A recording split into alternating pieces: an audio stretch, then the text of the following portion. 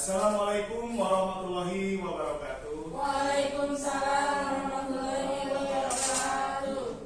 Salam, damai sejahtera, Om Swastiastu, Namo Buddhaya, salam kebajikan, Rahayu. Alhamdulillahirrabbilalamin. Pada siang hari ini, saya Asep Dudul Rahman, CGP Angkatan 10 dari Kabupaten Pangandaran akan melaksanakan diseminasi terkait budaya positif kepada rekan-rekan saya dari komunitas belajar jam pulang sekolah. Dan pada kesempatan kali ini, saya akan mendesimasikan apa yang telah saya dapatkan ilmu pada modul 1.4. Terima kasih saya ucapkan kepada Bapak Kepala Sekolah SD Negeri 1 Pasir Gelis yang telah ikut hadir juga pada kesempatan siang hari ini, dan Bapak Ibu rekan guru yang saya banggakan dari SD Negeri 1 Pasir Gelis Kabupaten Pangandaran. Mudah-mudahan di siang hari ini kita selalu diberikan kesehatan, keberkahan, dan juga selalu diberikan semangat untuk menjadi guru, untuk menjadi figur, untuk menjadi seseorang yang bermanfaat bagi nusa, bangsa, dan agama. Amin ya Allah ya Rabbal Alamin. Oke, supaya Bapak Ibu semua dalam kesempatan siang hari ini tidak mengantuk dan mempunyai tenaga, tentunya supaya nanti lebih fokus, saya akan mengajak Bapak Ibu semua untuk melakukan gerakan hot wings terlebih dahulu sebagai bentuk pemanasan. Oke, saya minta Bapak Ibu untuk berdiri terlebih dahulu. Ya, ini bisa diterapkan nanti oleh Bapak Ibu untuk gerakan yang memancing atau menstimulus kompetensi anak dalam motorik. Namun ada apa-apa terlebih dahulu. Ketika saya bilang posisi, yang pertama kali menjawab adalah ibu guru perempuan dengan menjawab se. Nah, kemudian dilanjutkan dengan Bapak guru laki-laki dengan menjawab lop. Ya. Jadi yang perempuan kemayu se, laki-laki dengan gagah bilang lop. Oke, kita mulai. Posisi se. Jadi begitu ada aba-aba posisi, ibu-ibu bilang se, laki-laki bilang lo. Kita ulangi ya. Bersama secara apa namanya teh? Ya, saling bersautan. Perempuan dulu baru laki-laki. Oke. Siap? Posisi se. Lo. 3, 2, 1. Dikepak-kepakan sayapnya, digeleng-geleng kepalanya, dihentak-hentakan bahunya. Agar apa? Agar badan sehat sentosa. Dihentakkan kaki kanannya, dihentakkan kaki kirinya. Agar apa? Agar badan sehat sentosa. Untuk acara selanjutnya, tangan di sini, goyang kiri, goyang kanan, putar ke kiri, putar ke kanan, goyang kiri, goyang kanan, putar ke kiri, putar ke kanan. Oke, putar semuanya. Kalian semua luar biasa. Terima kasih Bapak Ibu. Mohon maaf, barusan adalah suatu gerakan untuk mendatangkan semangat, untuk mendatangkan lagi fokus, karena momentum kita di siang hari ini kita akan memerlukan fokus yang luar biasa dalam memahami apa yang akan kita pelajari bersama-sama. Oke, yang selanjutnya seperti tadi yang sudah saya sampaikan, di sini adalah bentuk aksi nyata dari modul 1.4 mengenai budaya positif yang diselenggarakan pada pendidikan guru penggerak angkatan 10. Nah, untuk pertanyaan pemantik yang pertama, apakah Bapak Ibu di sini menyetujui dengan pertanyaan berikut? Hukuman dapat mendisiplinkan anak. Coba. Iya. Setuju. Saya minta perwakilan dari satu laki-laki dan satu perempuan ya. Silakan Pak Sucipto. Karena kalau misalkan hukum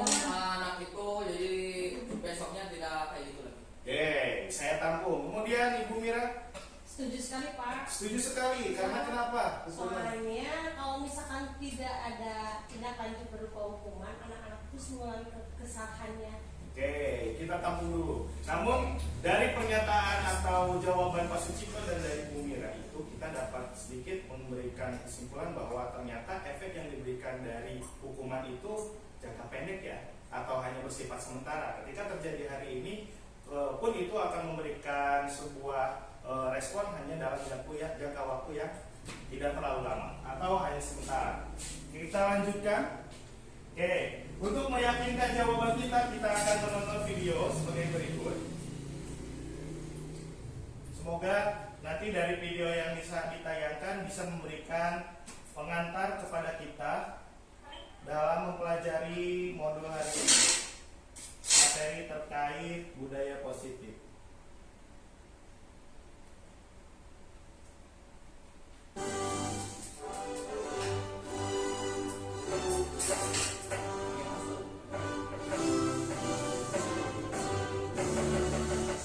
Rina, kamu tahu salah apa? Iya Bu, Rina, tapi saya ketinggalan. Ketinggalan terus. Lain kali dibawa kopinya supaya kamu gak kepanasan. Sudah sana, berdiri di lapangan. Hormati dulu yang bendera selama 15 menit.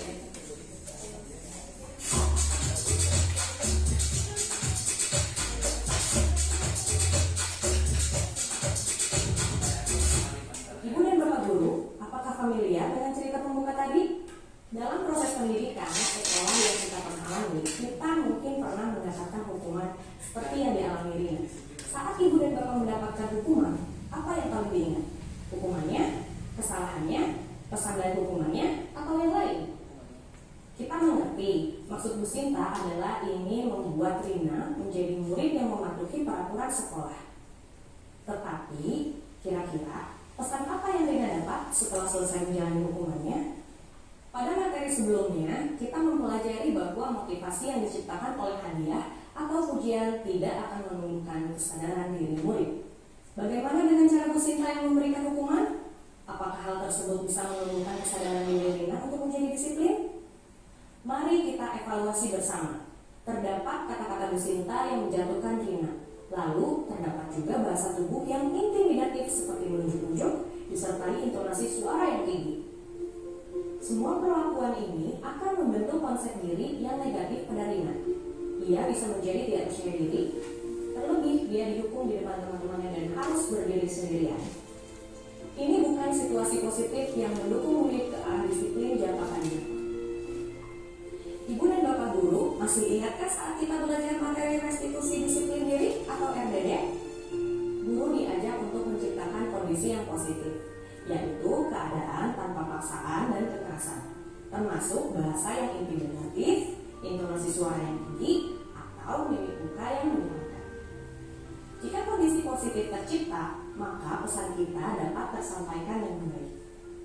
Untuk membantu menciptakan kondisi positif, Diane Gozen mengklasifikasi 3 faktor utama yang harus diperhatikan. Mari kita lihat diagram lingkaran berikut ini. Dalam diagram ini terlihat bahwa bahasa tubuh mempunyai peranan terbesar, yaitu sebesar 55%, intonasi suara sebanyak 35%, dan pemilihan kata yang digunakan sebesar 10%. Ibu dan Bapak Guru, saat kita berkomunikasi dengan murid yang melanggar aturan, tentu kita berharap ia mengerti dan sadar akan kesalahan dan tanggung jawabnya. Oleh sebab itu, perhatikanlah bahasa tubuh dan intonasi suara. Terlebih pada murid jenjang pendidikan rendah seperti PAUD yang lebih mudah menangkap pesan dari bahasa tubuh dan intonasi yang kita keluarkan. Pada kasus Rina, apakah ia menangkap pesan yang ingin disampaikan? Bu Sinta bilang loh bahwa topi itu untuk melindungi dari panas. Tetapi pesannya tidak sampai, karena kesan pertama yang ditangkap Rina adalah kondisi yang tegang, menakutkan, dan dia tahu bahwa dia bersalah. Dengan cara penyampaian dan hukuman seperti itu, kesan yang Rina terima bukanlah aku mengerti kesalahanku dan harus memperbaiki, melainkan aku salah dan ini hukuman buat aku. Pada praktik pendisiplinan menggunakan bentuk hukuman, kita menghadirkan situasi paksaan atau tampilan kekerasan pada murid. Seharusnya kita ingat lagi bahwa merupakan hal yang normal bagi manusia untuk berbuat salah. Sehingga kita dapat hadirkan ruang empati bagi mereka. Dengan demikian, mereka menjadi lebih terbuka untuk mengevaluasi kesalahannya dan tidak mengulangi kesalahan yang sama. Mari kita lihat kembali pada kasus Rina. Bu Sinta memintanya untuk berdiri di lapangan. Apakah bentuk hukuman ini bermakna dan mempunyai relevansi dengan kesalahan Rina? Dan Gozen mengungkapkan bahwa dalam hukuman tidak ada korelasi logis antara kesalahan dan solusi yang dipilih untuk memperbaiki kesalahan tersebut. Dan pada konsep hukuman, murid tidak diajak berdiskusi dalam pemecahan masalah, hanya guru yang melakukan. Akhirnya, murid tidak belajar makna di balik tanggung jawab. Ibu dan bapak guru, pernahkah mengalami kejadian di mana murid tidak mengulangi kesalahannya setelah kita beri hukuman? Apakah ini tandanya murid berhasil disiplin setelah dihukum? Lalu, apakah disiplinnya berasal dari kesadaran diri? Mari kita ingat lagi materi alasan perilaku murid level 1, yaitu murid melakukan tindakan untuk menghindari rasa sakit. Hukuman yang kita lakukan dapat membuat murid menjadi malu, merasa bersalah, dan merendah diri. Di sisi lain, hukuman ini juga bisa berdampak buruk pada kinerja kita. Ketika murid tetap melakukan kesalahan yang sama, padahal sudah berkali-kali dihukum, pada akhirnya kita akan merasa putus asa dan membiarkan bagian murid melakukannya lagi. Energi kita sudah habis selesai. Jika situasinya seperti ini, apakah akan ada dampak yang positif dari hukuman? Ibu dan bapak guru sekalian, mari kita ingat lagi bahwa sebagai guru, tugas kita bukan hanya untuk mengajar, tapi juga mendidik murid secara menyeluruh dan utuh. Dengan memberlakukan hukuman, pesan apa yang kita sampaikan pada mereka? Apakah ada perkembangan positif yang didapat? Hukuman tidak menjamin murid menjadi disiplin. Dan sama seperti hadiah, hukuman juga melahirkan ketaatan jangka pendek. Lalu, bagaimanakah cara agar murid menjadi disiplin dengan konsep ketaatan jangka panjang? Kita akan pelajari pada materi selanjutnya ya. Ibu dan bapak guru yang hebat, dengan kita mengenali dan memahami konsep hukuman, kita sudah bisa mulai merefleksikan bagaimana proses penerapan disiplin kita selama ini. Mari kita lihat lagi bagaimana.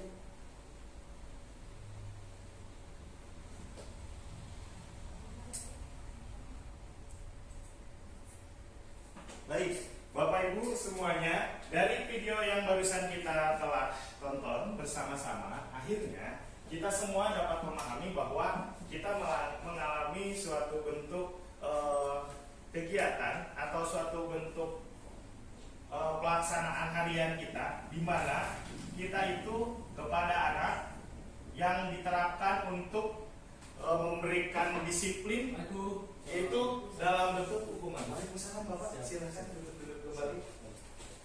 Ya. Maka ternyata setelah kita menonton dari video barusan terkait konsep dasar dari hukuman itu sendiri, kita itu mengalami sebuah miskonsepsi. Ternyata hukuman itu tidak berbanding lurus pada yang namanya suatu bentuk disiplin. Karena hukuman itu tadi apa? Boleh Pak Cinto bantu jelaskan sifat atau suatu bentuk hukuman itu, durasi atau efeknya itu bagaimana Pak Cinto? Efek jangka pendek. Ya, karena hukuman itu hanya memiliki efek jangka pendek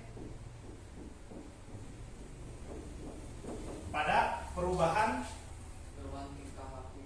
pada perubahan tingkah laku siswa, perubahan perilaku. Coba di sini saya ingin meminta satu orang untuk menceritakan pengalaman dalam menghadapi siswa yang bermasalah, misal melanggar peraturan, dan Bapak Ibu memberikan suatu bentuk kegiatan ataupun penugasan agar anak tersebut tidak melakukan pelanggaran itu kembali. Coba siapa ya yang bisa memberikan? Mungkin ada yang punya pengalaman anak yang tidak mengerjakan PR, atau ada anak yang pengalaman berambut gondrong, atau ada anak yang apa lagi? Coba satu orang ya, siap Ibu Mira. Di kelas saya, kita dengan anak-anak, saya dengan anak membuat komitmen. Komitmennya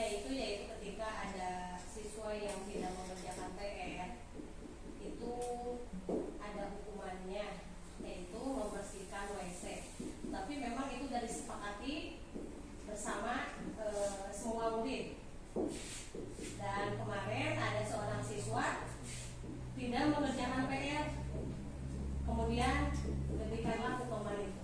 Tapi bahasanya bukan hukuman sih sebenarnya, hadiah. Ya. Kalau ada hukuman kan kesannya gimana gitu. Ya. Ini kan ibu kasih hadiah walaupun hadiahnya ya membersihkan WC tetaplah hadiah gitu juga.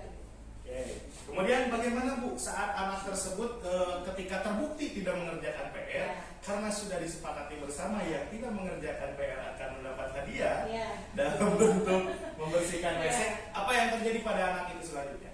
Ya. Saat dia harus ke kamar mandi dan membersihkan Ya. kamar mandi di sekolah, bagaimana terlihatnya? Ya, karena memang sudah komitmen dan itu memang sudah disepakati bersama, yang memang dilaksanakan oleh siswa. Tetapi di kemudian hari ada lagi, gitu ya, ada orang. Walaupun misalkan tidak orang itu lagi. Nah, jadi terkesan mending bersihin WC aja daripada harus mengerjakan PS sepertinya kayak gitu. Siswa teh. Siap. Ternyata Ibu Mira dalam kasus tersebut dan pada saat pembelajaran kita hari ini akhirnya menyadari sendiri ketika kita memberikan suatu bentuk penghukuman, kita sepakatinya dulu di sini karena kita konsepnya hukuman. Ya. Anak itu melakukan, namun ternyata di kemudian hari bisa terulang kembali sampai ada suatu stigma pada anak, lebih baik saya mengerjakan hukuman, lebih baik saya membersihkan WC daripada saya mengerjakan tugas. Nah, ternyata dari kondisi yang barusan Bu Mira berikan sampel kasus yang dialami Bu Mira, di sini kita semua bisa membuat suatu kesimpulan sederhana dulu terhadap konsep penghukuman itu sendiri. Ternyata hukuman yang selalu kita berikan kepada anak itu akhirnya itu tidak memberikan suatu bentuk rasa disiplin pada siswa, karena hukuman itu hanya berlaku pada rentan waktu yang sebentar, atau karena anak dijatuhi hukuman pada saat itu karena melakukan sesuatu pelanggaran, tapi itu tidak akan membekas untuk menjadi perbaikan diri. Itu hanya menjadi suatu bentuk rasa kegagalan diri mereka saat itu saja. Dan mungkin yang ditakutkan dari bentuk konsep hukuman itu sendiri adalah timbulnya rasa kecewa, kemudian rasa apalagi kalau yang bahasa kerennya itu insecure, rendah diri, minder atau rendah diri. Nah, ketika hal ini muncul, tentunya apa yang menjadi karakter siswa ke depannya mungkin itu tidak akan terjadi perkembangan positif atau perkembangan yang baik bagi diri siswa. Akhirnya dalam pertemuan kita kali ini kita bisa memahami bahwa bentuk penghukuman itu kita berikan arti bahwa dari pendapat dari dosen juga tadi disampaikan bahwa itu tidak terjadi suatu bentuk yang relatif, yang sama antara bentuk hukuman sebagai bentuk akibat dari karena melakukan sesuatu. Jadi tidak terjadi suatu kesinambungan. Jadi karena rambut gondrong tapi diberi hukumannya keliling lapangan, harus menghormat bendera. Jadi tidak ada suatu kesinambungan antara apa yang menjadi bentuk pelanggaran dan apa yang diberikan hukumannya. Maka dari itu mungkin setelah kita mempelajari ini kita bisa lebih memilah lagi, dan pada materi selanjutnya apa sih langkah yang paling tepat yang harus kita lakukan. Oke. Betul. Kalau pendidikan, kita flashback ke 20-30 tahun yang lalu, untuk mendisiplinkan itu kita sangat terbiasa familiar dengan istilah hukuman. Duh, saya takut dihukum oleh bapak guru karena kuku saya panjang, kotor, karena rambut saya gondrong. Nanti saya takut dihukum tangannya dicepret gara-gara kukunya panjang atau rambutnya digunduli karena gondrong. Nah, ternyata itu yang ditakutkan adalah bukan suatu bentuk rasa disiplin diri dalam perkembangan jiwa yang baik. Justru dari hal tersebut akan menimbulkan suatu bentuk rasa takut dalam diri atau suatu kecemasan dalam diri, sehingga anak tersebut bukannya malah berkembang, malah jadi ada hal yang tertutup oleh rasa kecemasan yang timbul gara-gara hukuman yang tadi tidak sesuai dengan apa yang telah dilanggar. Oke, mari kita lanjutkan pada paparan materi selanjutnya. Ternyata Di sini juga pada slide sudah disampaikan bahwa pemberian hukuman berdampak negatif pada siswa, pada peserta didik. Kenangan yang timbul akibat dari mengalami suatu penghukuman itu akan terus teringat sebagai pengalaman pahit walau kelak mereka telah dewasa. Siapa yang pernah punya pengalaman tersebut? Saya Ya, coba Pak Cipto punya pengalaman apa waktu Saya itu? di bangku guru. Pak Cipto pernah mengalami dibabuk atau dipukul oleh guru. Alasannya karena apa Pak Cipto? Gara-gara udah main voli tapi bolanya itu di lapangan. Berarti karena Pak Cipto itu tidak mengembalikan sarana olahraga yang harusnya setelah digunakan disimpan kembali ke tempatnya. Padahal apakah itu sesuai suatu bentuk pengumpulan karena akibat pelanggaran yang atau kelalaian yang Pak Cipto lakukan? Nah, karena itu sampai sekarang usia Pak Cipto yang sudah 30 tahun masih mengingat kejadian itu. Tentang berarti itu. Lalu bagaimana kita bersikap sebagai guru ketika menemui siswa yang melakukan suatu pelanggaran aturan? Nah, ini yang merupakan ide yang diangkat dalam teori budaya positif. Nah, Bapak Ibu semua, saya di program pendidikan guru penggerak ini memiliki suatu tugas besar untuk bisa menyampaikan budaya positif yang diangkat di sekolah. Kenapa? Karena budaya positif ini adalah arah di mana kita bisa mengajar, di mana kita bisa mendidik anak. Itu suatu bentuk karakter peserta didik yang benar-benar mereka itu adalah peserta didik siap untuk menyongsong kehidupan mereka dengan lebih baik. Tidak mengalami lagi yang namanya kecemasan, ketakutan, dan mereka bisa lebih fokus pada apa yang mereka miliki, bakat, minat, dan potensinya.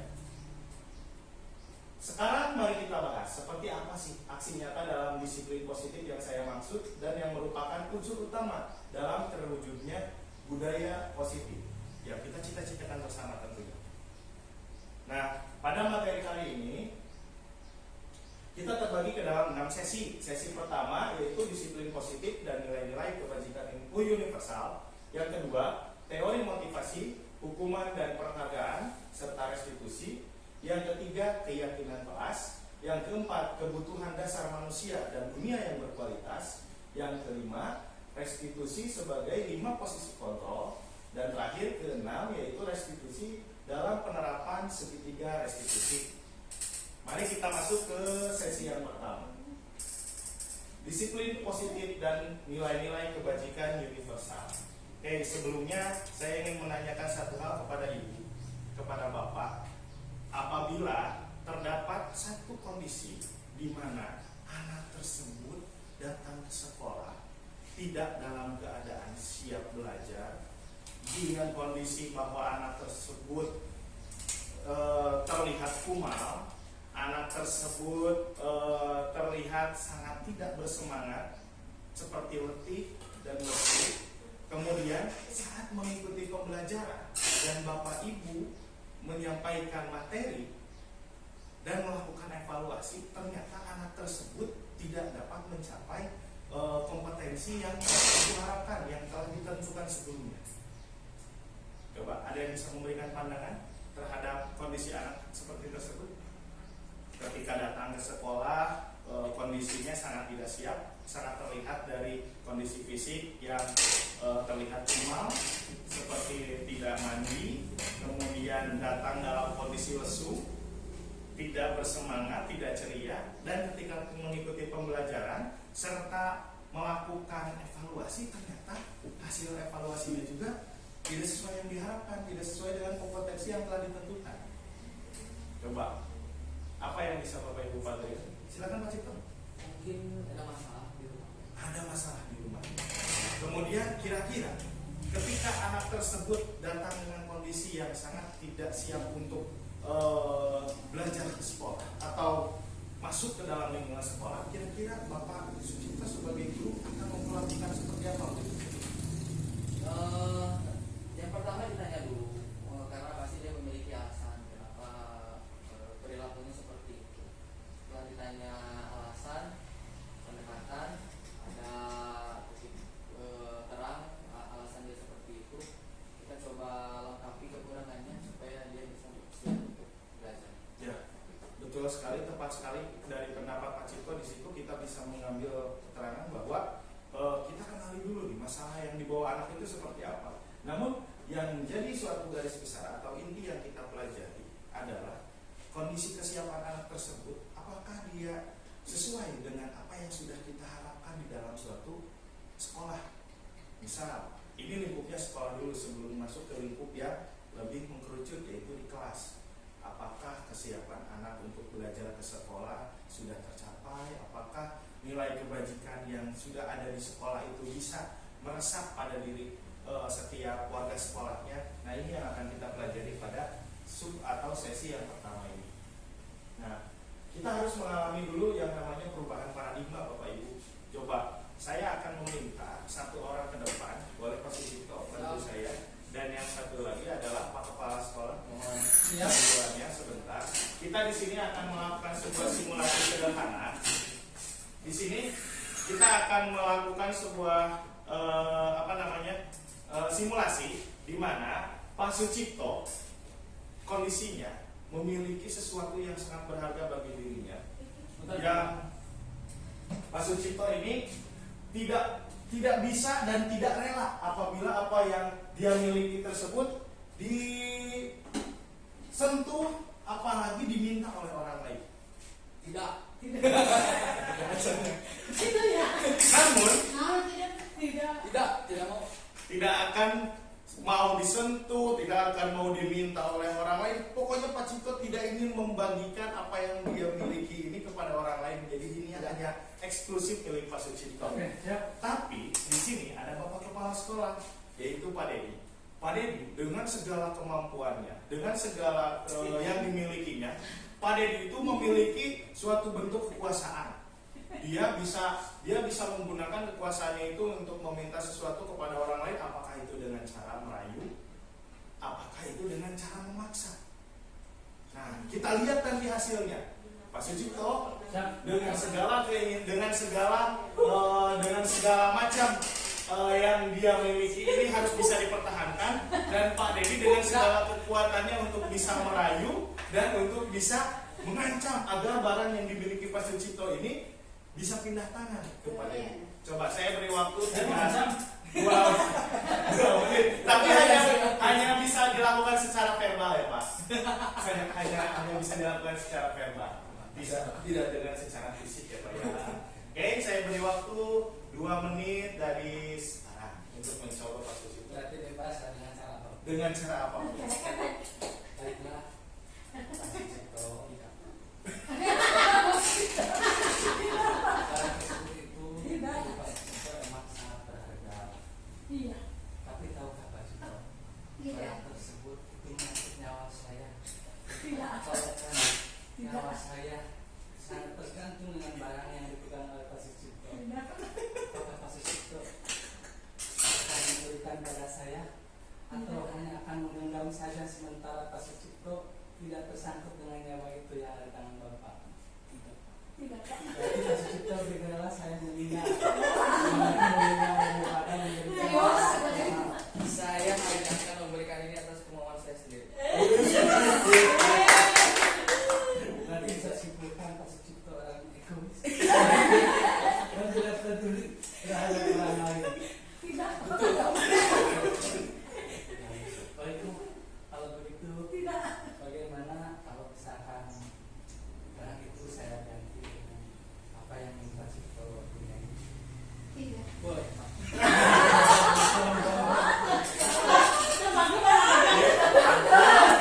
Dia langsung tidak kubur. Oh ya, Boleh Pak. Boleh. Saya berikan ini cuma-cuma. Oke, siap. Tapi ini kan kemauan saya sendiri. Oke, siap. Terima kasih. Iya. Persis. Tapi mahal kan, kenapa ngasihnya persis ya? Ada data rahasia. Ya, beri tepuk tangan untuk Pak Sucipto dan Pak Dedi. Itu data rahasia. Oke. Luar biasa sekali, sampai membuat perut kita merasa tidak bisa menahan tertawa karena apa yang disimulasikan oleh Pak Sucipto dan Pak Dedi barusan itu memberikan suatu gambaran. Ketika tadi Pak Sucipto diberikan alasan oleh Pak Dedi, ini menyangkut nyawa loh. Tapi Pak Sucipto karena saking menjaganya itu tidak bisa memberikan itu pada Pak Dedi. Artinya apa Bapak Ibu? Apakah Pak Sucipto bisa dikendalikan oleh Pak Dedi? Tidak. Nah, namun memang tadi pada saat disimulasikan Pak Dedi hanya memberikan satu bentuk simulasi dengan cara yang baik-baik ya, dengan cara yang baik-baik, pendekatannya positif, dengan rayuannya yang mendayu-dayu. Tapi Pak Cipto tidak bisa memberikan apa yang dia berikan, apa yang dia miliki tersebut karena saking berharganya bagi Pak Sucipto.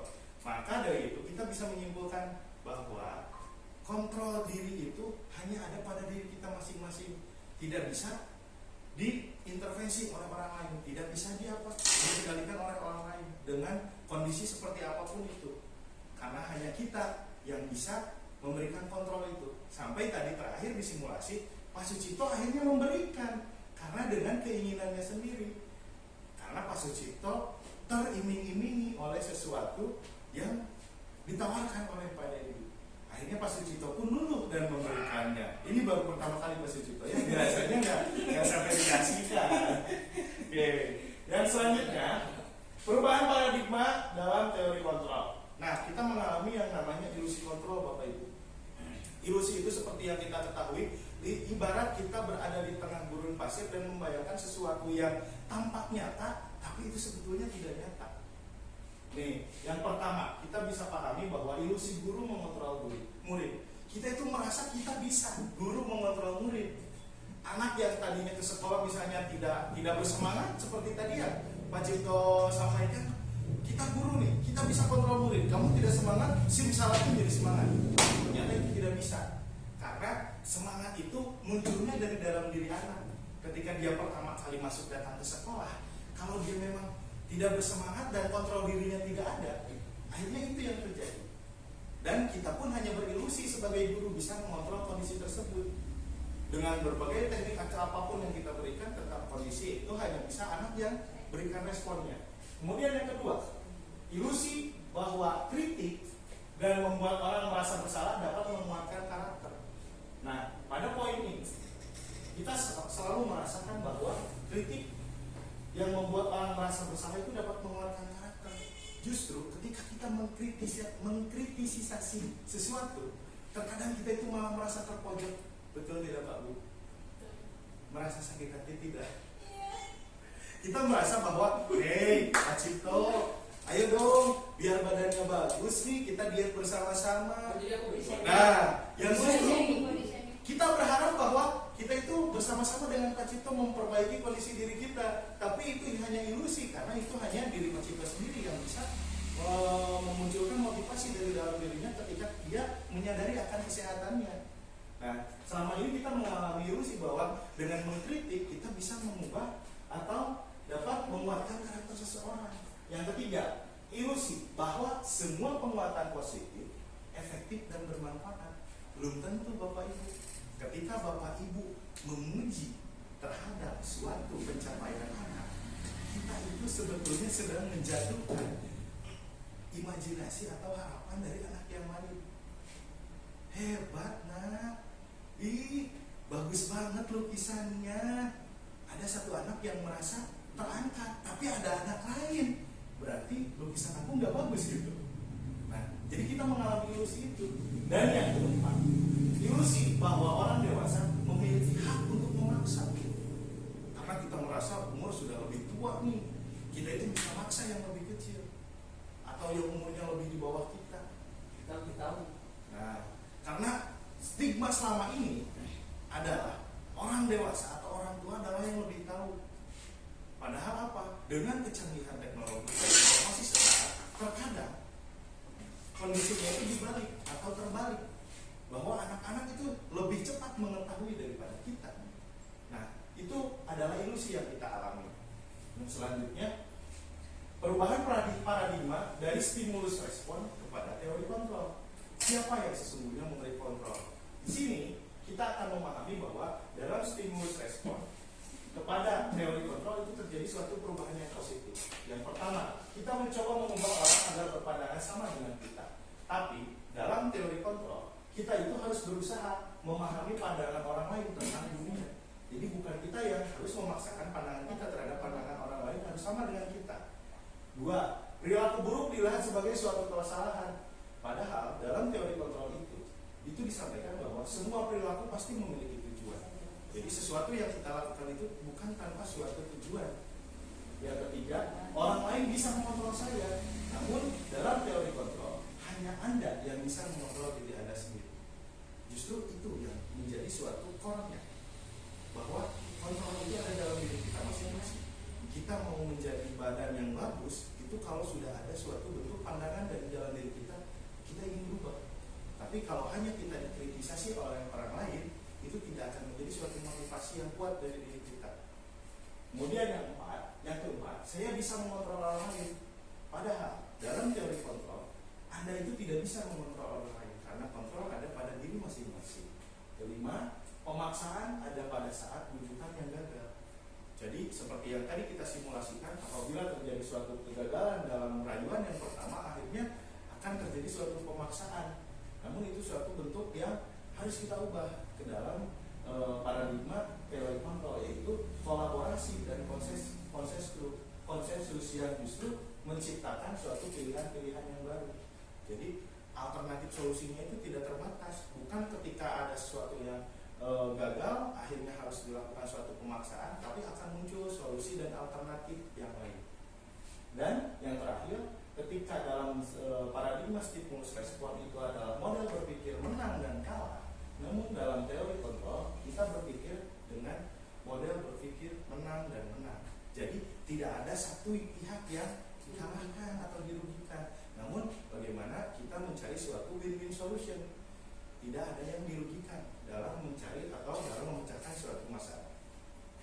Kemudian di sini kita disediakan atau diberikan suatu pemahaman melalui bagian utama tentang disiplin positif berdasarkan teori kontrol atau choice theory dari Dr. William Glasser.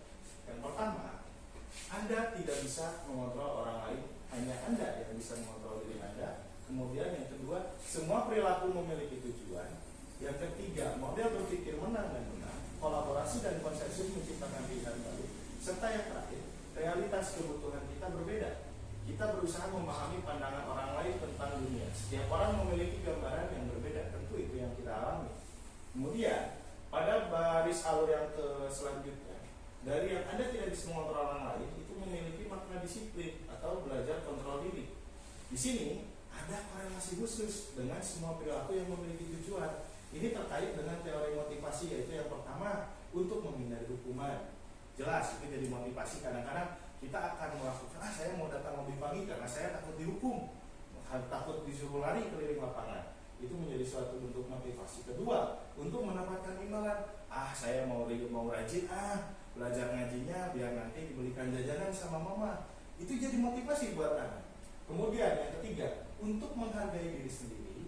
Yang keempat, nilai-nilai kebajikan yang universal dan akhirnya nanti bisa diturunkan ke dalam keyakinan kelas. Di sini ada korelasi khusus antara makna disiplin yang sebagai belajar kontrol diri dengan teori motivasi, yaitu yang pertama, kita bisa mengetahui motivasi ekstrinsik yang merupakan faktor dari luar. Itu adalah satu, untuk menghindari hukuman, dan dua, untuk mendapatkan imbalan. Sedangkan di sini ada motivasi intrinsik yang munculnya ketika seseorang sudah memahami sebagai bentuk untuk menghargai diri sendiri. Dan yang keduanya, ketika kita sudah memahami nilai-nilai kebajikan universal atau nilai kebaikan yang sifatnya menyeluruh. Kemudian dalam model berpikir menang dan menang itu sejalan dengan 5 posisi kontrol, yaitu yang pertama sebagai penghukum, kedua pembuat rasa bersalah, ketiga sebagai teman, keempat sebagai pemantau, kelima sebagai manajer. Yang dimana 5 posisi kontrol ini itu bisa diturunkan pada suatu kegiatan ketika kita menghadapi suatu masalah dengan penerapan segitiga restitusi. Yang pertama, kita bisa melakukan menstabilkan identitas. Yang kedua, validasi kebutuhan. Ketiga, menanyakan keyakinan.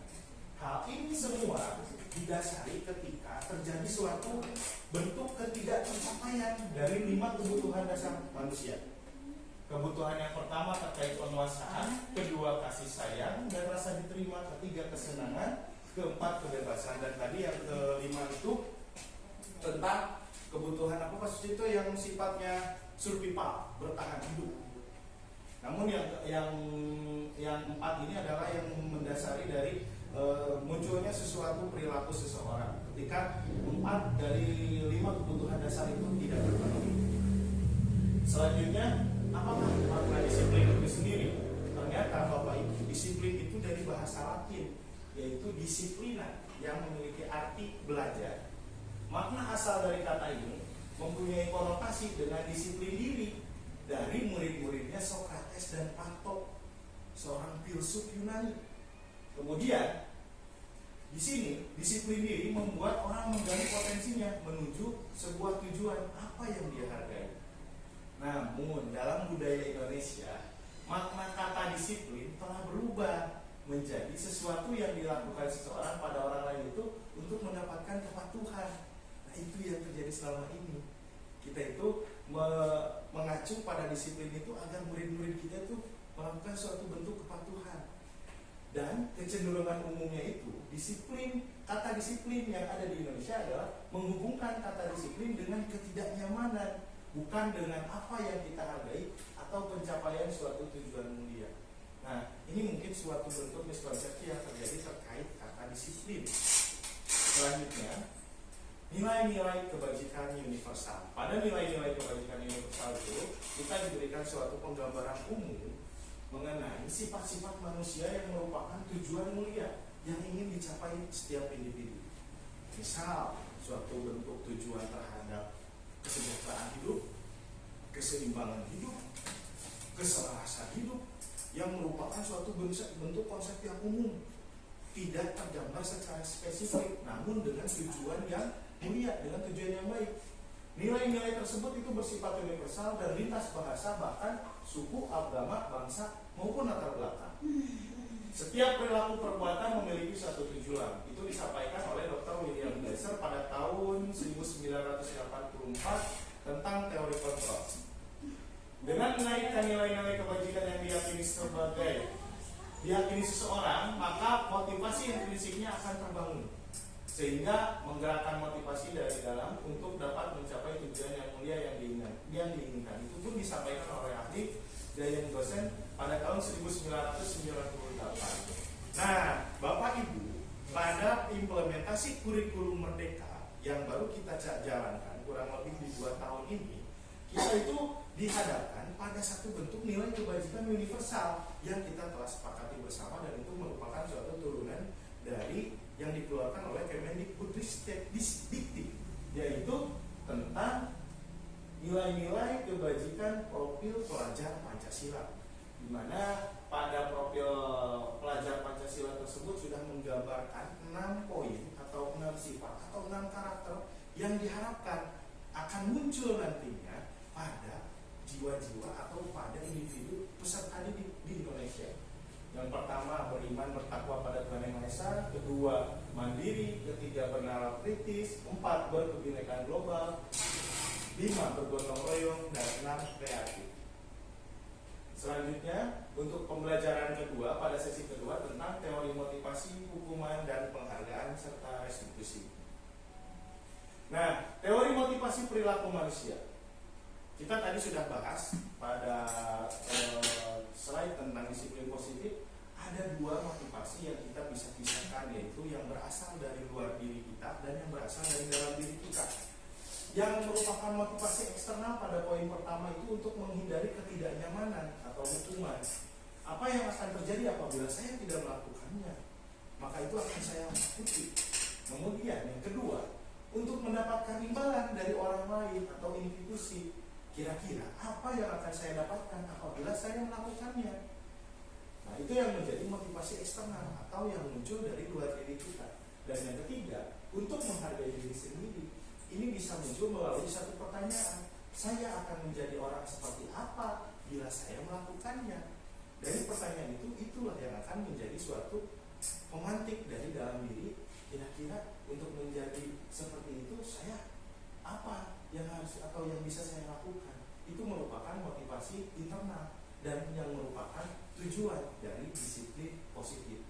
Jadi tadi panduan pertanyaannya adalah, saya akan menjadi orang yang seperti apa bila saya melakukannya?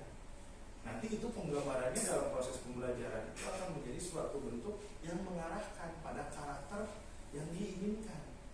Apa yang harus dilakukan peserta didik supaya bisa menjadi karakter yang diinginkan tersebut.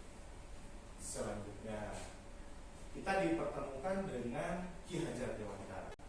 Menurut Ki Hajar Dewantara, merdeka itu artinya tidak hanya terlepas dari perintah, akan tetapi juga cakap buat memerintah diri sendiri. Jadi kemerdekaan itu bukan hanya kita tidak ada dalam belenggu orang lain atau tidak ada dalam bayang-bayang orang lain, tapi kita itu juga cakap untuk membuat perintah pada diri kita sendiri. Artinya itu kita sudah merdeka.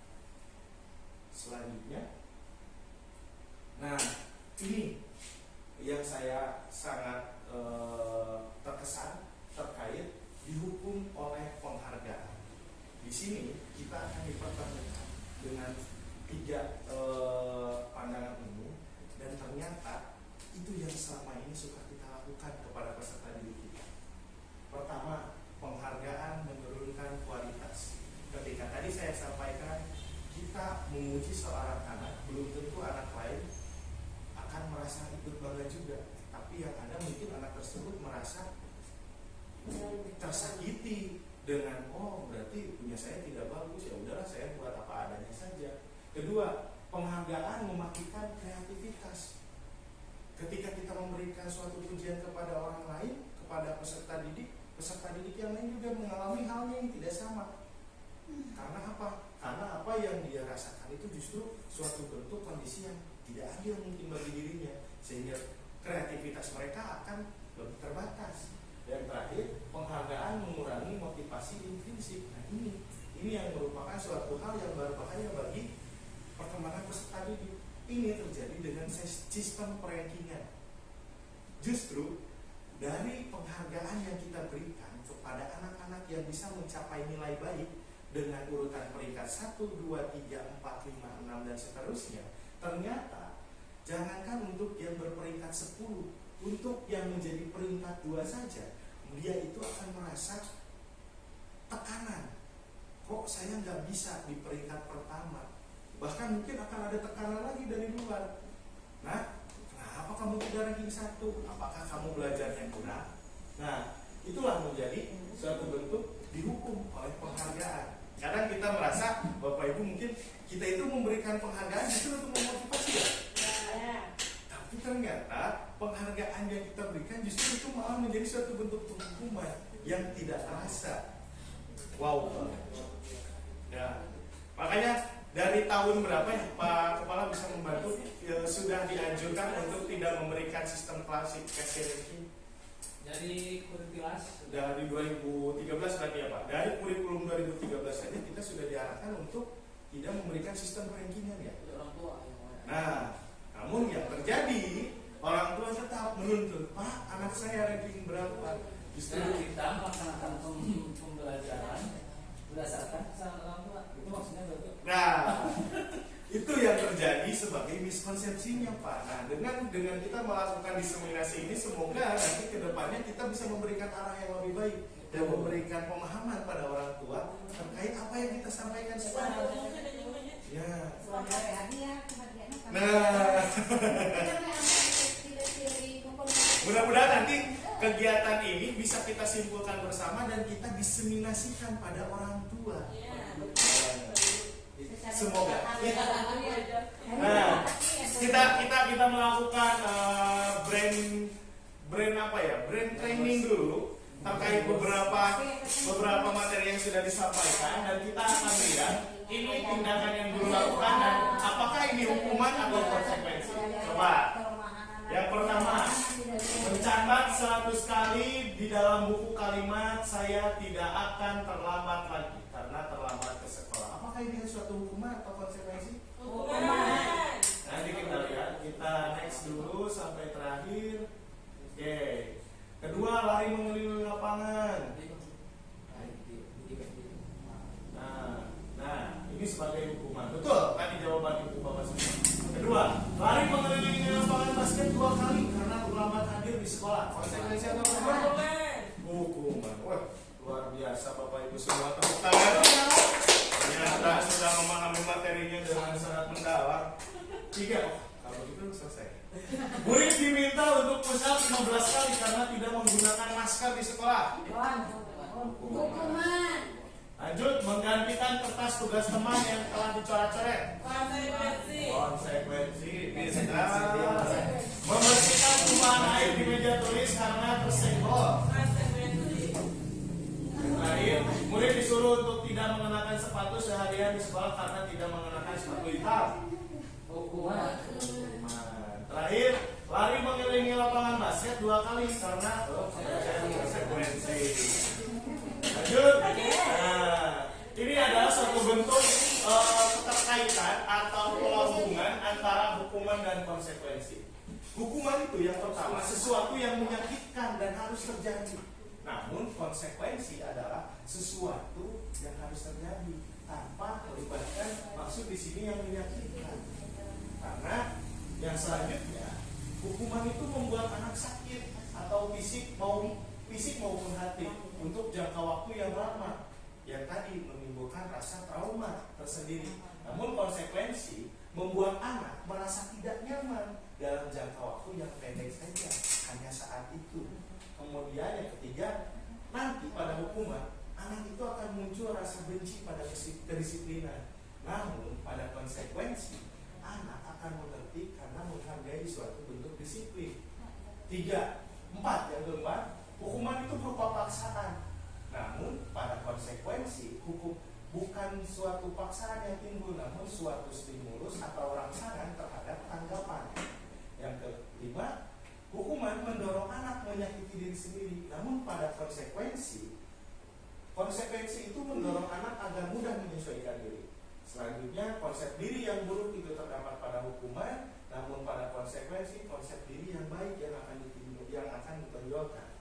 Hukuman, anak belajar untuk menyembunyikan kesalahan, tapi pada konsekuensi anak itu belajar untuk mematuhi peraturan yang ada, bukan menyembunyikan dari suatu kesalahan. Selanjutnya, hukuman itu identik dengan marah, rasa bersalah, dipermalukan, merasa tak dihargai. Namun pada konsekuensi yang muncul adalah suatu rasa kehilangan hak, dibuat tidak nyaman, dan merasa diasingkan untuk sementara atau pada waktu yang pendek, tadi jangka pendek. Nah, itu dari perbedaan hukuman dan konsekuensi. Selanjutnya yang kita akan pahami adalah apa itu restitusi. Ini mungkin suatu bahasa yang baru yang kita temui, restitusi. Di sini disampaikan bahwa restitusi adalah proses menciptakan kondisi bagi murid untuk memperbaiki kesalahan mereka, sehingga mereka bisa kembali pada kelompok mereka dengan karakter yang lebih kuat. Restitusi juga merupakan proses kolaboratif yang mengajarkan murid untuk mencari solusi terhadap masalah mereka dan membantu murid berpikir tentang orang seperti apa yang mereka ingin dalam tujuan yang mulia dan bagaimana mereka harus memperlakukan orang lain. Ini disampaikan oleh dosen pada tahun 2004. Selanjutnya ada 9 ciri-ciri restitusi. Pertama, bukan untuk menembus kesalahan, namun untuk belajar dari kesalahan. Kedua, memperbaiki hubungan. 3, tawaran, bukan paksaan. 4, restitusi menuntun untuk melihat ke dalam diri. Kelima, restitusi mencari kebutuhan dasar yang mendasari tindakan. 6, restitusi diri adalah cara yang paling baik.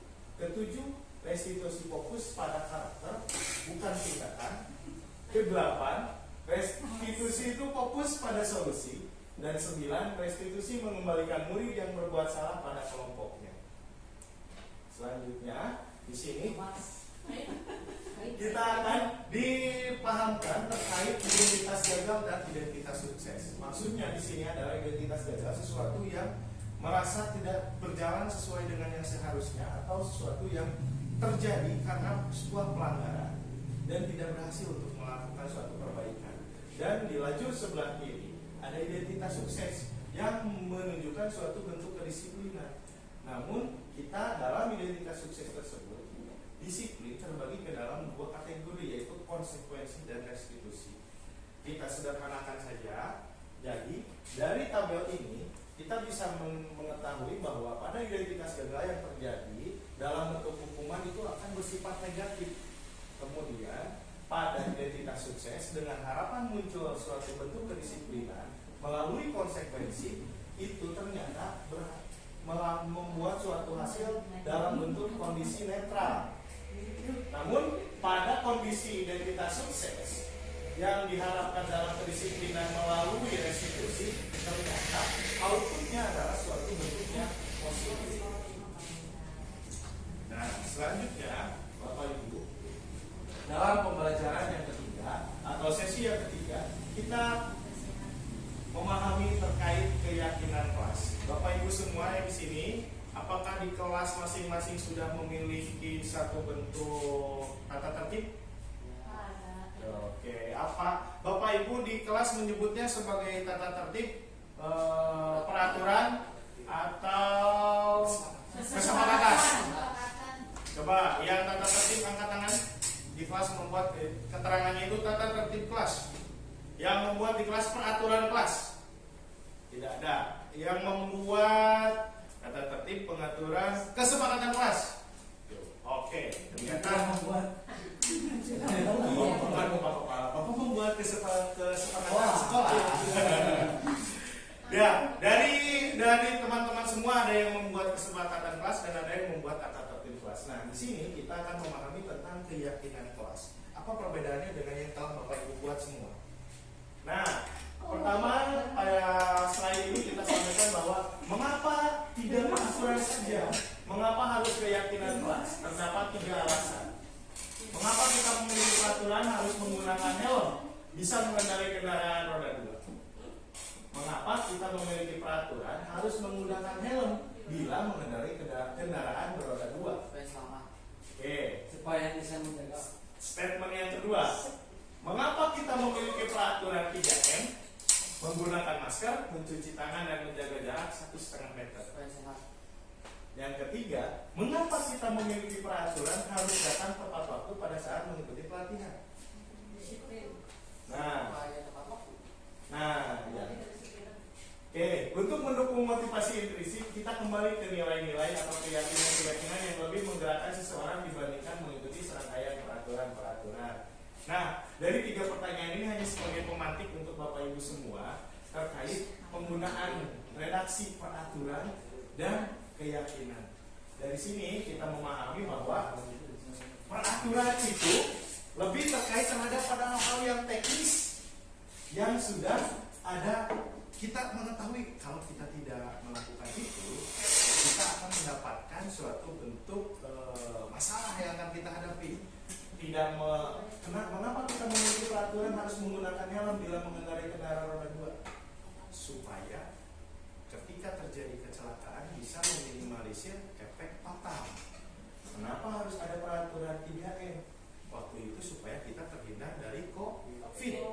Yang terakhir, kenapa harus ada peraturan datang tepat waktu supaya kegiatan itu berjalan sesuai dengan jadwalnya.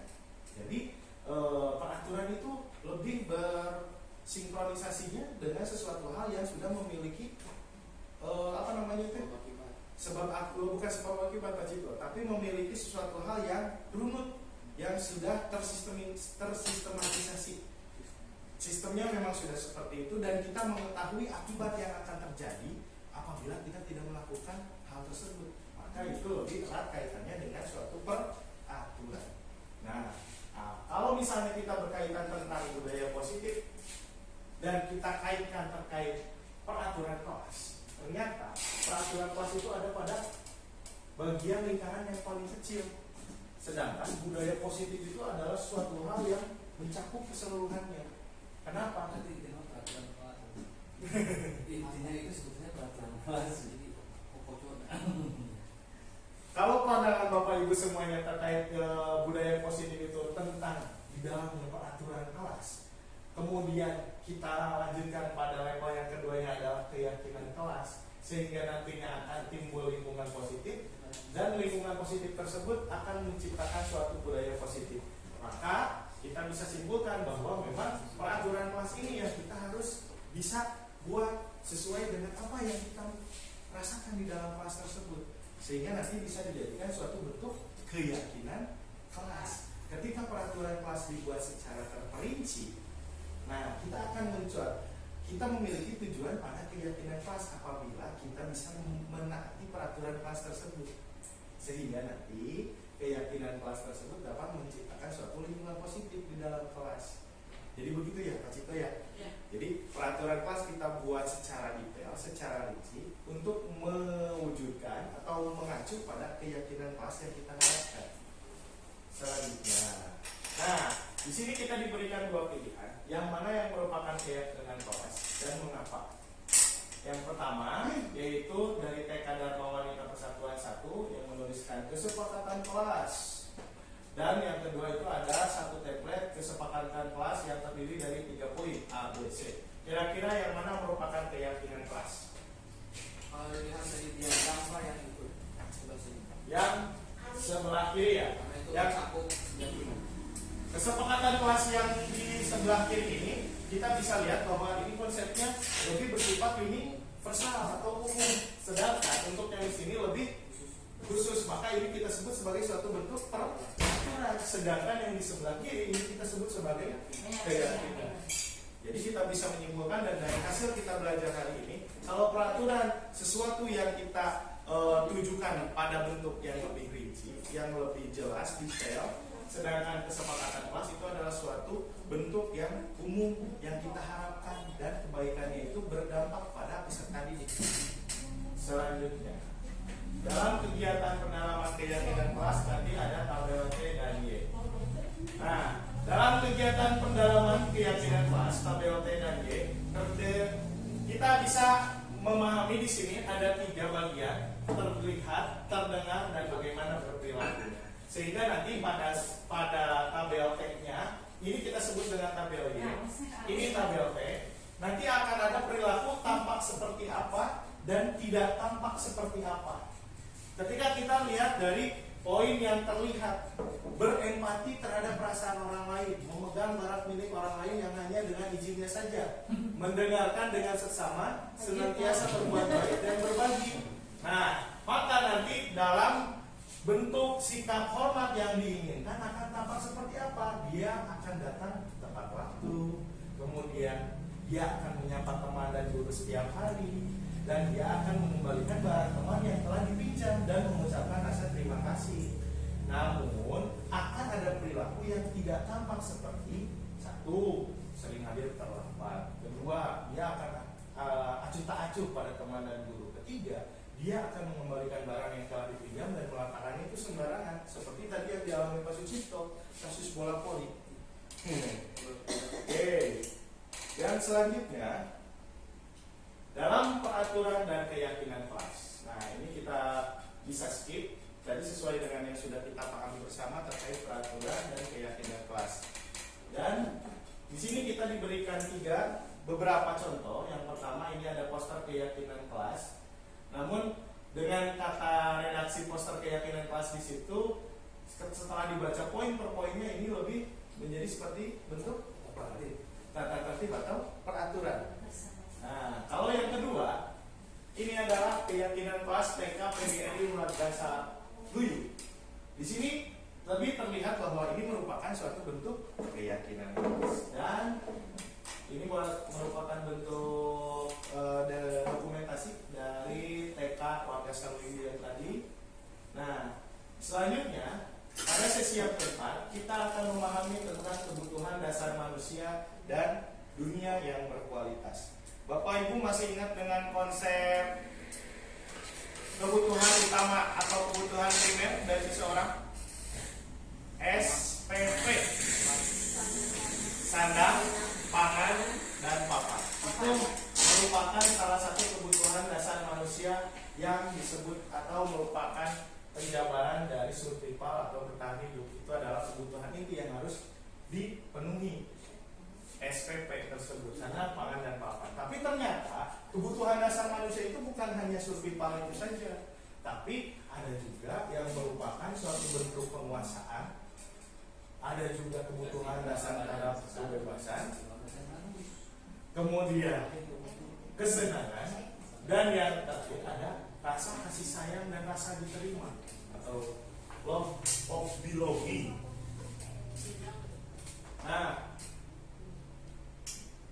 Sebelumnya, saya kembalikan dulu. Bapak Ibu, bagaimana perasaan Bapak Ibu ketika Bapak Ibu tidak diberikan hak untuk bisa menentukan pilihan? Ayo, bagaimana yang dirasakan? Bagaimana ya? Apa yang dirasakan kalau Bapak Ibu tidak diberikan hak untuk bisa memilih pilihan? Ketika mau lebaran, Bapak Ibu kan misalnya punya harapan terhadap baju yang ingin dipilih, tapi tahu-tahu ayah atau ibunya itu sudah membawakan, jadi Bapak Ibu tidak diberikan hak untuk bisa memilih pakaian yang diinginkan. Bagaimana perasaannya? Tidak diberi kebebasan ya pasti kecewa. Kecewa, Dan sedih. Ibu mengajarkan kita untuk menerima apapun. Lapang dada ya. Tapi yang pasti yang secara kemanusiaan, manusiawi, Tidak ingin. yang akan dirasakan adalah rasa kecewa, Kecewa. rasa sedih, mungkin marah.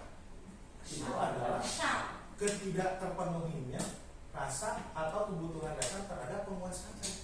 Kebebasan. Silakan Pak Tito.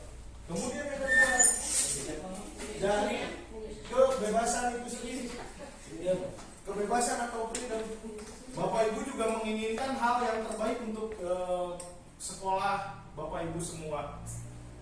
Tapi orang tua sudah, ibu harus, Neng nanti harus belajar di pesantren ya. Neng nanti Bapak sudah siapkan pesantrennya di mana, mondoknya di mana, sama siapa nanti di sana, uang bulannya yang Bapak sudah siapkan. Mungkin kita merasa itu suatu penawaran yang luar biasa, apa yang disebutnya ya, sudah bermanfaat atau sudah diberikan oleh sesuatu hal yang ini positif nih buat kita. Tapi kan itu bukan keinginan saya. Bagaimana perasaan Bapak Ibu kalau seperti itu? Bahagia, sedih, kecewa, atau bahkan mungkin merasa gagal. Saya tidak bisa meneruskan sekolah sesuai keinginan saya.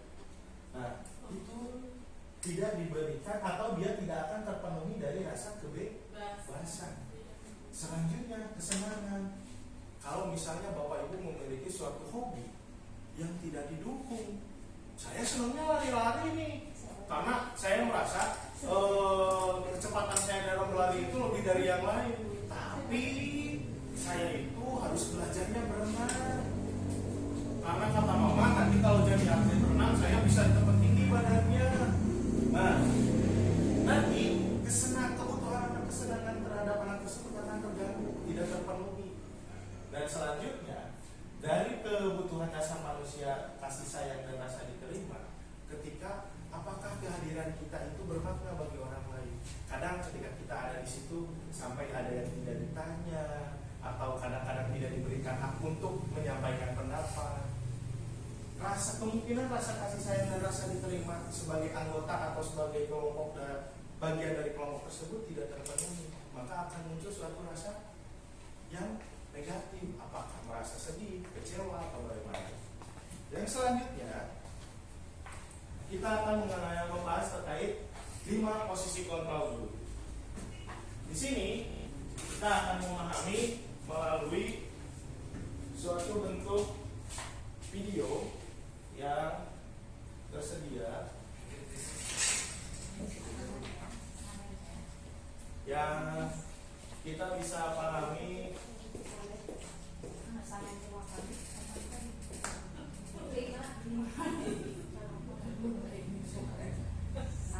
Coba kita lihat videonya.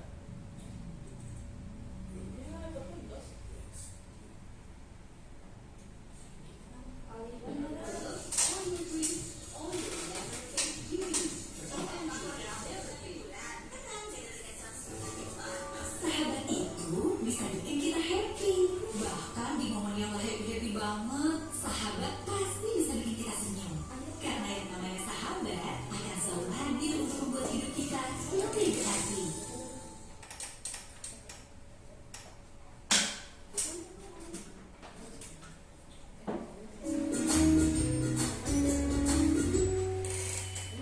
Salam bahagia Ibu dan Bapak Guru hebat. Dalam penerapan disiplin positif restitusi, salah satu program yang dikembangkan adalah 5 posisi kontrol. 5 posisi kontrol dalam restitusi adalah proses perjalanan seorang pendidik agar dapat mengenali dirinya. Pada video kali ini, kita akan membahas tentang 5 posisi kontrol yang dikembangkan oleh Diane Dawson dan contoh penerapannya.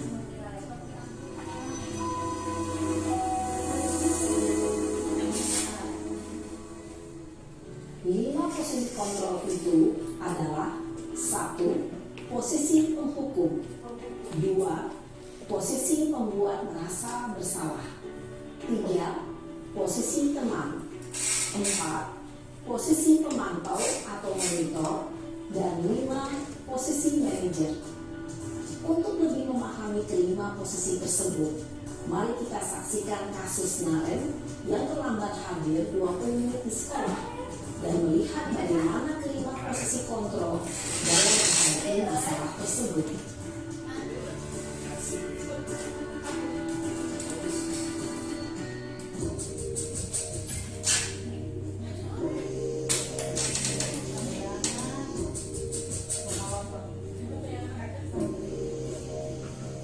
Naren, sini kamu. Selamat pagi Bu. Selalu terlambat. Kamu deh, pasti terlambat. Maaf Bu, saya Apa? Apa coba? Alasan kamu apa lagi? Kapan sih kamu tidak terlambat? Malas sekali kamu jadi anak. saya Dasar pemalas. Gak kapok-kapok sih kamu. Sudah berapa kali terlambat? Sana, kamu keliling lapangan basket 2 kali. kenapa saya harus keliling lapangan basket Bu? Kenapa? Kamu melawan ibu. Berani-beraninya jawab. Sudah terlambat, masih berani jawab enggak? Keliling lapangan basket 5 kali sekalian. Biar kapok. Cepat. Pergi sana ke lapangan basket. Posisi penghukum biasanya berbicara dengan nada tinggi, menghardik, menunjuk-nunjuk, menyakiti, dan menyindir. Hukuman bisa berupa fisik maupun psikis. Ibu dan bapak guru hebat. Dampak yang terjadi pada murid ketika guru berada pada posisi penghukum adalah murid cenderung akan memberontak, bahkan menyimpan dendam.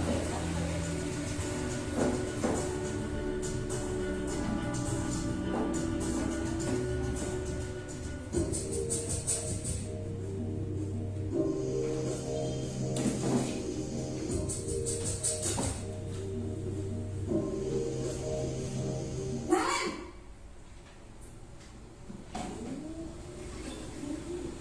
Selamat pagi Bu. Naren.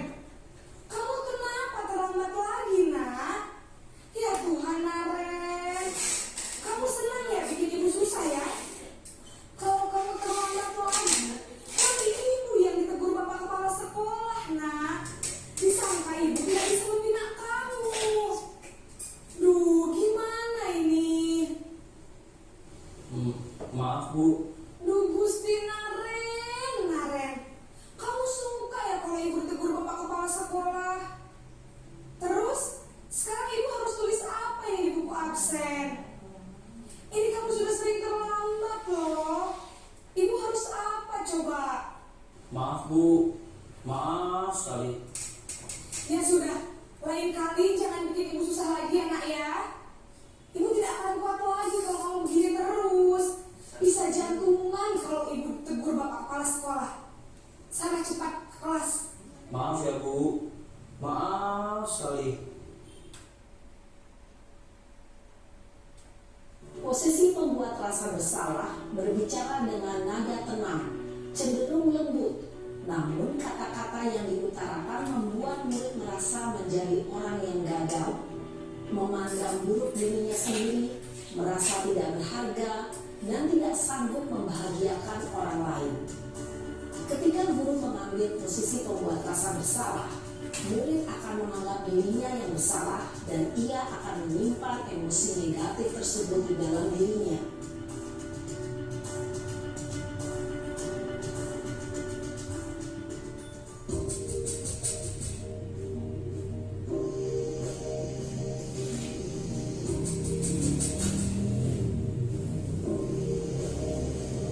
Naren,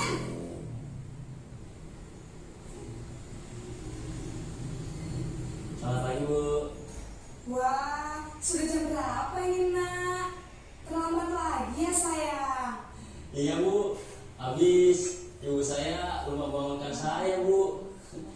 Kamu malah menyalahkan ibu kamu. Kamu bukannya anak yang larinya paling kencang. Kok terlambat sih?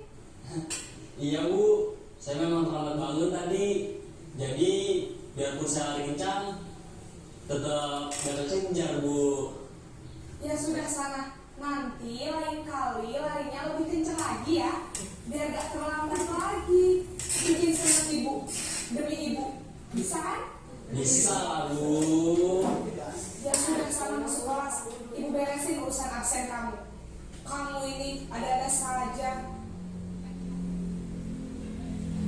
Dalam posisi teman, guru berbicara dengan nada suara ramah, akrab, cenderung bersenda gurau untuk menjaga suasana tetap santai.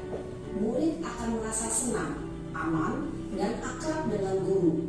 Identitas yang tercipta adalah identitas sukses atau berhasil. Namun, perlu diingat, karena ini masih dorongan eksternal, maka ada faktor ketergantungan dari murid kepada orang tertentu. Di sini guru absennya, sehingga di lain waktu murid bisa berperilaku baik, namun hanya kepada orang-orang tertentu saja.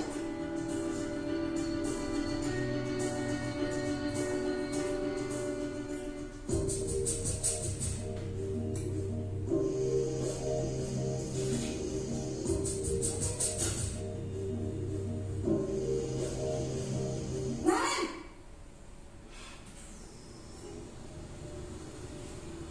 Selamat pagi Bu. Naren, apa peraturan sekolah kita tentang jam berapa kita harus masuk sekolah, nak? Kita harus di sekolah jam 7 Bu.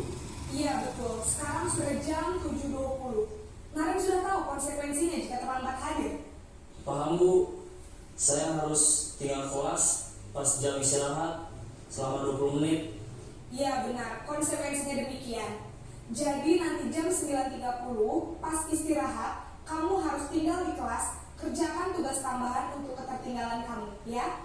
Baik Bu. Posisi pemantau mengandalkan penghitungan atau data untuk mengontrol murid. Guru mengarahkan murid berdasarkan peraturan dan konsekuensi. Seorang pemantau menunjukkan bahasa tubuh dan ekspresi wajah yang datar dan cenderung formal.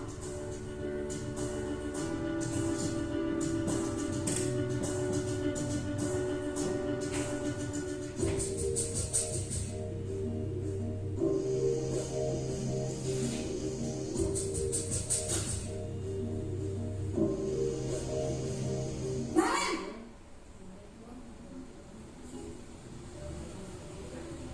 Selamat pagi Bu. Selamat pagi Naren.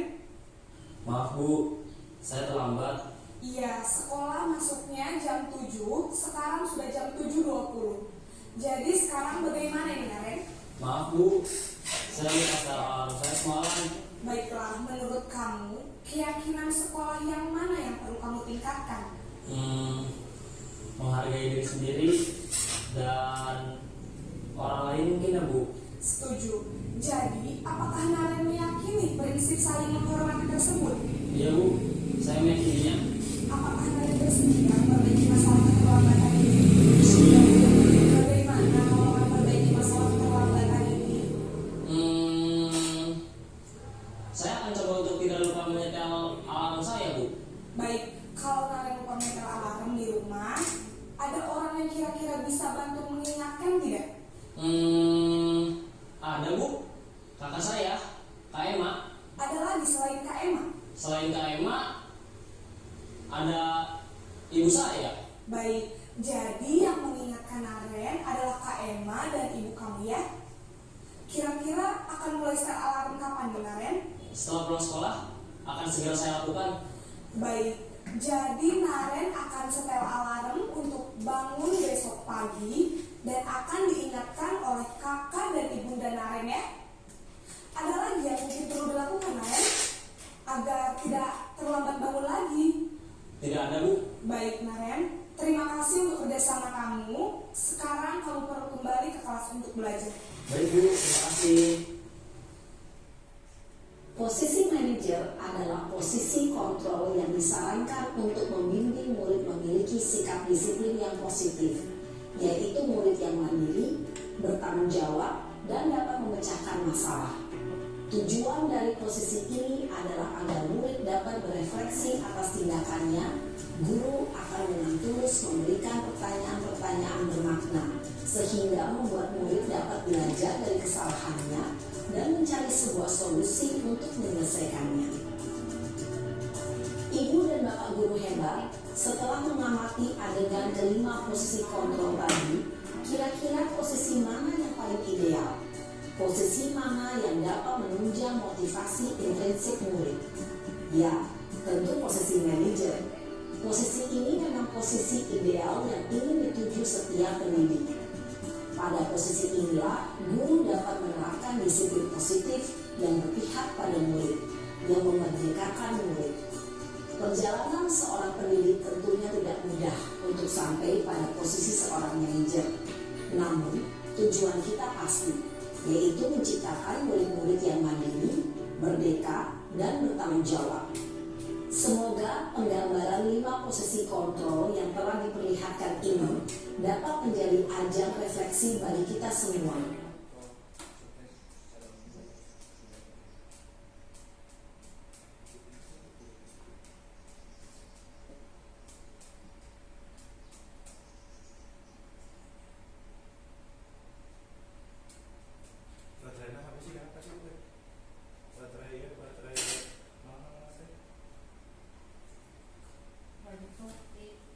Baterai Bitmos.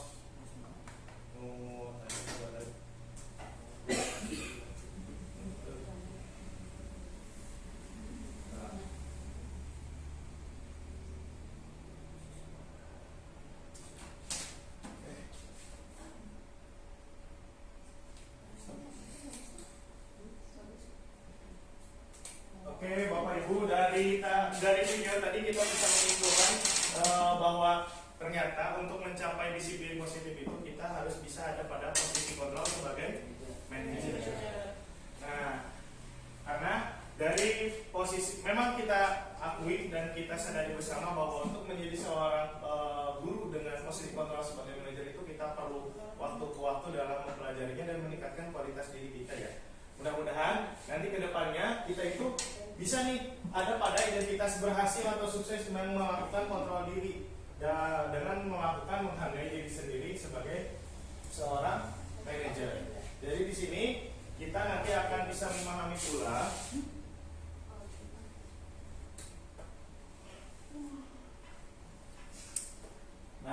melalui beberapa pertanyaan. Kita lihat yang pertama, saya kecewa sekali dengan kamu. Siapa yang bisa menyatakan ini? Sebagai posisi kontrol apa?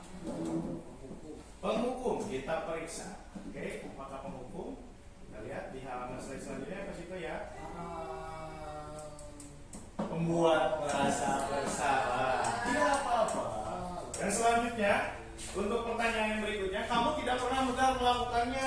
Apakah ini sebagai seorang penghukum? Betul. Selanjutnya, ayolah lakukan demi ibu, demi bapak. Ini pasti lah. Ini sebagai teman. Selanjutnya, apakah kamu mau mendapatkan stiker bintang hari ini? Sebagai seorang pemantau. Ketika ini dikaitkan dengan apa yang sudah menjadi kesepakatannya ya. Selanjutnya, bagaimana kamu bisa menyelesaikan masalah ini? Seorang manajer. Terakhir, kamu selalu yang paling terakhir.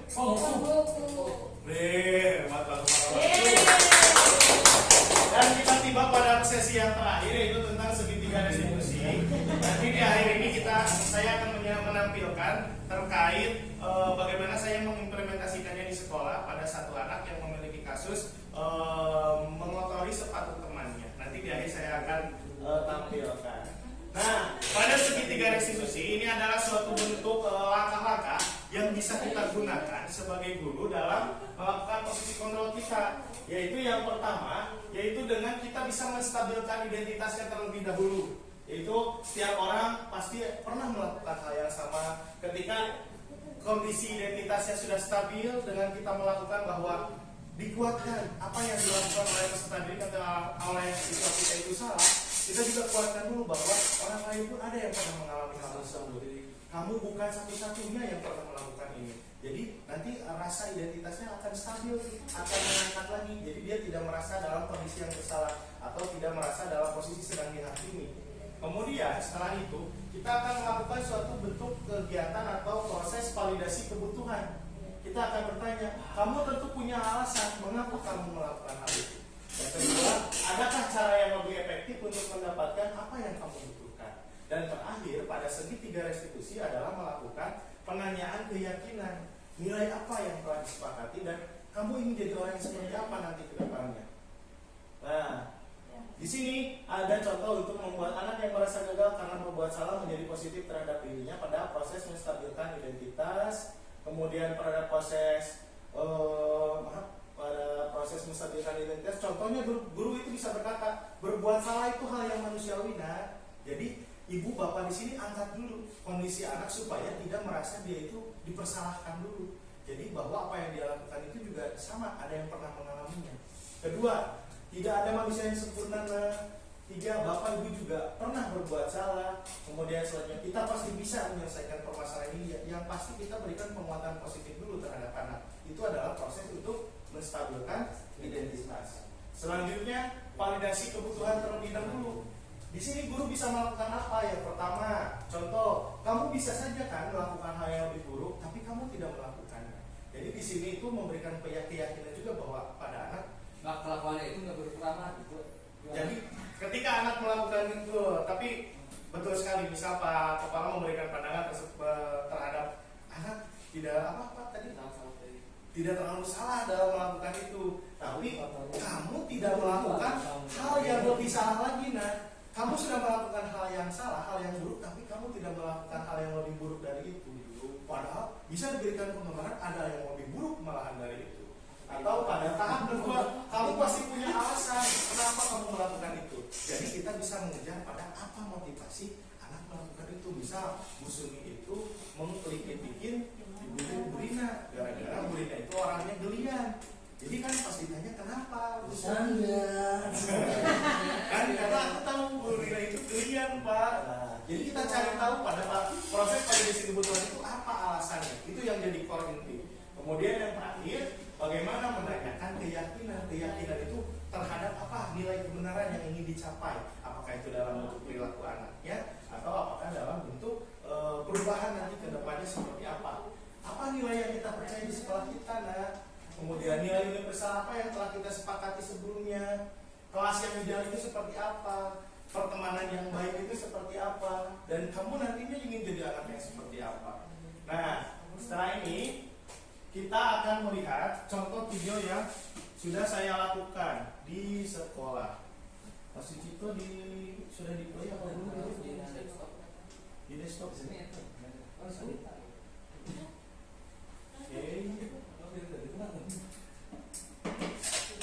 Baik, Bapak Ibu, di sini saya tampilkan hasil saya melakukan percontohan terhadap segitiga restitusi. Sebentar, sebelumnya.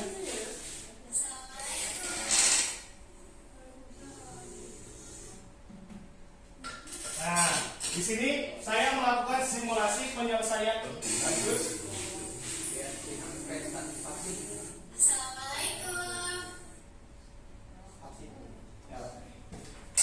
Di sini saya melakukan simulasi penyelesaian kasus di sekolah dengan menerapkan segitiga restitusi dengan judul kasus sepatu baru, sepatu kesayangan.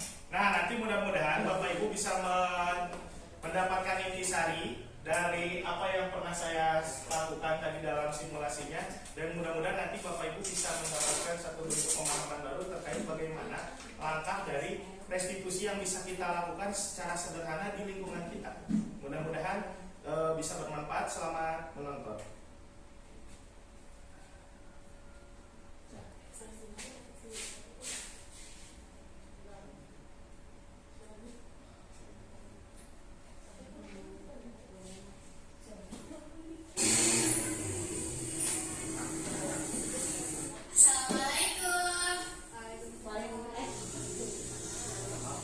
Waalaikumsalam. Rahmat.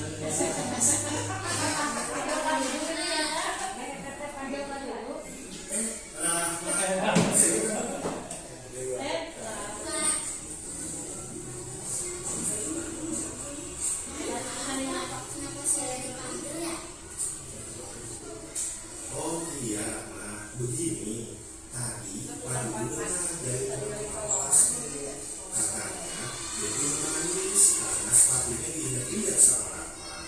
Apa begitu kejadiannya? Iya Pak, tadi aku injek-injek sepatu Devi soalnya seru kalau punya teman yang sepatunya baru terus diinjek buat perkenalan. Oh, begitu Rahma. Kamu juga sama kayak Rahma. Kalau ada temen yang punya barang baru, suka bantu kenalan juga. Iya Pak, seru tahu. Aku cuma bercanda kok Pak. Beda aja bawa dikasih nangis. Padahal kan Pak, itu aja Nah, iya betul Rahma. Sikap kamu yang suka bikin kelas jadi asik dan menyenangkan, itu harus tetap dijaga. Karena sesuai dengan keyakinan kelas kita, itu harus dilakukan. Tapi Rahma juga harus mengembangkan sikap yang lainnya, yaitu menghargai barang milik orang lain. Rahma tahu tidak alasan kenapa Devi sampai menangis?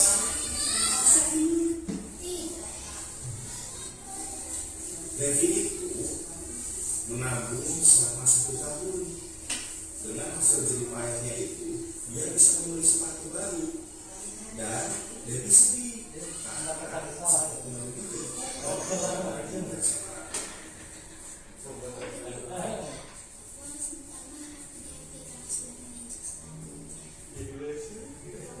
Iya betul Rahma. Nanti minta maaf ya sama Devi.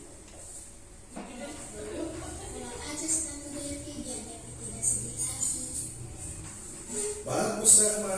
Rahma sudah dapat membuat solusi untuk masalah sepatu Devi. Coba Adi ingin tahu apa bayangan yang Rahma miliki untuk suatu pertemanan yang baik. Kita harus saling menyayangi dan menghargai sesama teman supaya kita bisa bermain meskipun bersama tapi tidak membuat diri kita sedih karena perilaku kita yang tidak menghargai teman meskipun niatnya hanya bercanda. Rahma anak yang hebat karena sudah dapat memahami bagaimana menciptakan suatu pertemanan yang memiliki rasa kerukunan. Pak Dudu bangga dengan Rahma. Sekarang silakan Rahma kembali beristirahat dan bermain bersama teman-teman. Baik Pak, terima kasih. Assalamualaikum. Waalaikumsalam. Selamat hadirin pintu. Udah banget. Selamat hadirin.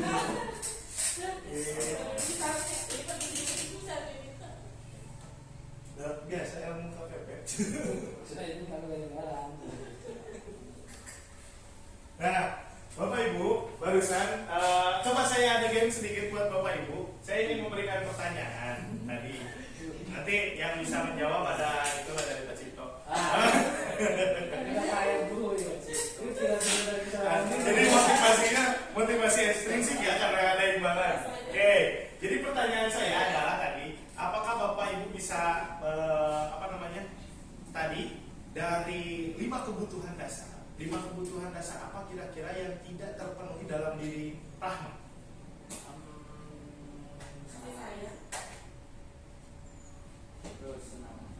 Kesenangan, Pak Cipto kesenangan, Bu Sumi kasih sayang. Ada yang beda pendapat? Kebutuhan dasar apa yang tidak terpenuhi dalam diri Rahma? Kebutuhan penguasaan, kesenangan, kasih sayang, rasa diterima, sama kebebasan. Kebebasan, kasih sayang, apa? Kesenangan. Beda. Jangan tadi kesenangan. Kalau berubah sih pasti nama. Kesenangan. Bu Rina punya pendapat apa? Penguasaan. Bu Imas? Ke penguasaan. Oke, survei membuktikan bahwa kita akan lihat pada tampilan yang sebelah sini. Tadi ada kata kunci yang sangat jelas, yaitu apa yang kebutuhan dasar apa yang tidak terpenuhi pada diri kamu? senang. Oh iya, begini. Tadi Pak Ibu dengar dari teman-teman kelas katanya jadi nangis karena sepatunya tidak bisa.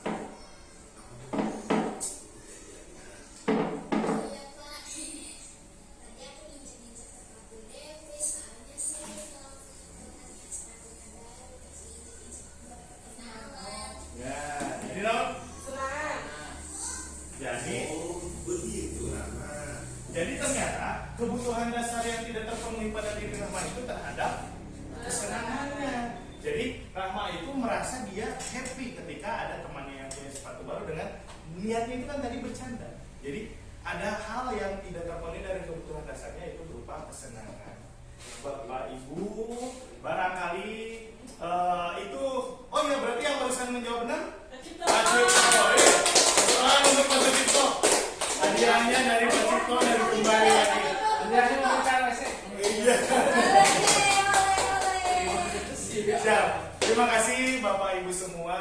Barusan adalah penampilan saya yang terakhir terkait implementasi segitiga restitusi dalam penyelesaian suatu masalah dari kasus yaitu tentang sepatu baru, sepatu kesayanganku. Di situ saya bisa menampilkan bahwa bagaimana kita guru dapat mengaplikasikan segitiga restitusi untuk memberikan suatu pemahaman pada peserta didik untuk bisa memberikan suatu bentuk itu bukan penghukuman tapi bentuk restitusi yang lebih tepat bagi peserta didik ketika dia bisa mencari solusinya dan bagaimana kedepannya serta dia meyakini hal baik apa yang akan dilakukan kedepannya. Mudah-mudahan apa yang saya sampaikan bisa bermanfaat bagi kita semua. Terima kasih atas perhatiannya. Mohon maaf apabila ada kesalahan kata. Billahi taufiq wal hidayah. Wassalamualaikum warahmatullahi wabarakatuh. Waalaikumsalam.